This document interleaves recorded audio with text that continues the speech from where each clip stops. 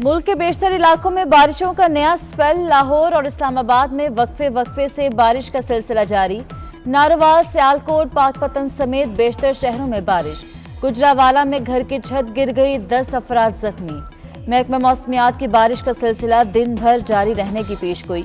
जनूबी पंजाब के बाबूसर टॉप यकबाई पर भी बर्फबारी। मरी और गिरदोनवाह में बर्फबारी का सिलसिला 2 रोज तक जारी रहने का इम्कान। आजाद कश्मीर में बारिश, पहाड़ों पर बर्फबारी का सिलसिला जारी।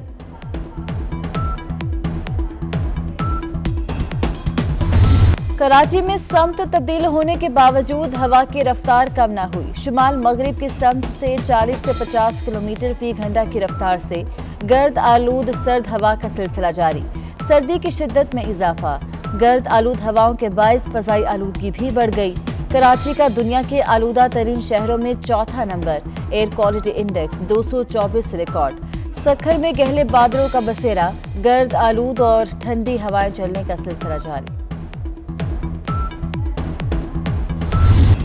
बलूचिस्तान के बेशतर अजला में बर्फबारी और बारिश बरसाने वाला नया सिस्टम दाखिल। कोयटा, चमन, कौजकटॉप, मुस्लिम बाग, जियारत, यौब समेत दीगर इलाकों में बर्फबारी से मौसम मजीद सर्द हो गया। शैलाबा, कला अब्दुल्ला, हरनाई में मूसलाधार बारिश से नदी नालों में तुगयानी। PDMA ने मुतल्लिका हुकाम को अलर्ट जारी कर दिया। ठट्ठा में तेज हवाएं, माहीगीरों की 3 कश्तियां डूब गईं। मुतअद्दिद माहीगीर लापता। माहीगीरों को रेस्क्यू करने की कोशिशें जारी।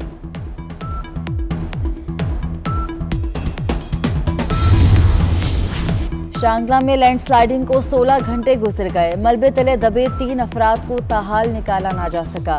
रेस्क्यू 1112 और शहरी रेस्क्यू ऑपरेशन में मसरूफ। गुज़िश्ता रोज लैंडस्लाइडिंग से 2 बच्चे जान बहक, 3 अफराद जख्मी और 3 मलबे तले दब गए थे।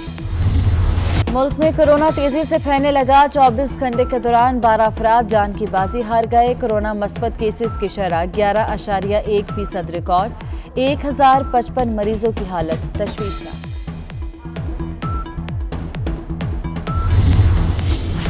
NCOC का ज्यादा कोरोना शरह वाले तालीमी इदारे 1 हफ्ते के लिए बंद करने का फैसला। लाहौर में कोरोना केसेस की तादाद बढ़ने पर स्कूल्स को हिदायत जारी।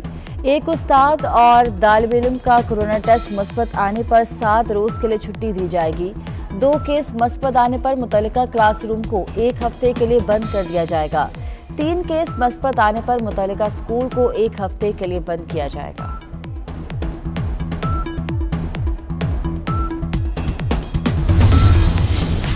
राना सनाउल्लाह ने वजीर कानून फरोग नसीम को पुराना एजेंट करार दे दिया। कहते हैं मुल्क बहरानी कैफियत में है। फरोग नसीम कवानीन में तरामीम पर तरामीम ला रहे हैं। हुकूमत को किसी मसले की परवाह नहीं। शेख रशीद की बातों को संजीदगी से नहीं लेते। नवाज शरीफ जरूर आएंगे और जब भी आएंगे खुद ऐलान करेंगे।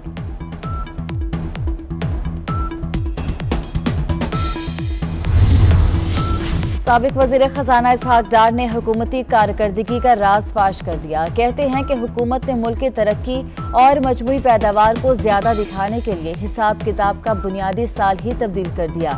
PTI दौर के दूसरे माली साल की 0.39% मनफी पैदावार मजीद कम होकर -1% हो गई।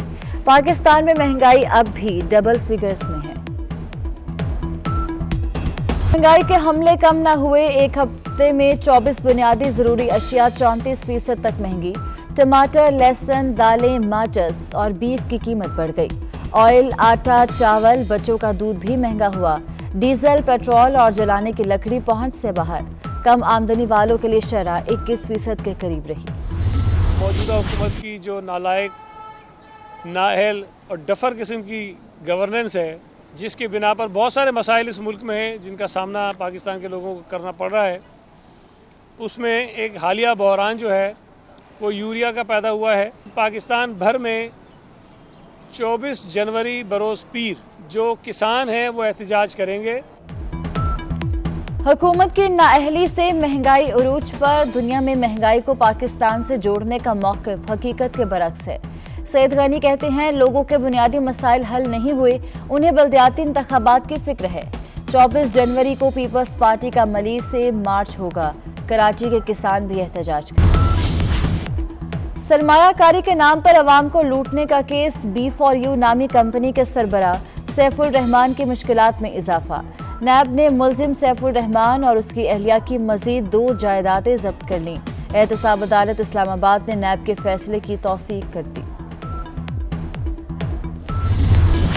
मुसलमानों के साथ इजहारी यकजहती की उम्दा मिसाल। ईरानी सदर रईसी ने मॉस्को की ग्रैंड मस्जिद में सुन्नी मुसलमानों के साथ नमाज अदा की।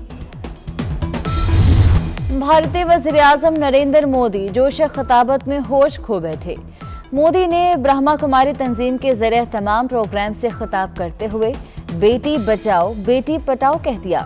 असल लफ्ज़ तो पढ़ाओ था, लेकिन मोदी की घटिया सोच ने इसको पटाओ में तब्दील कर दिया।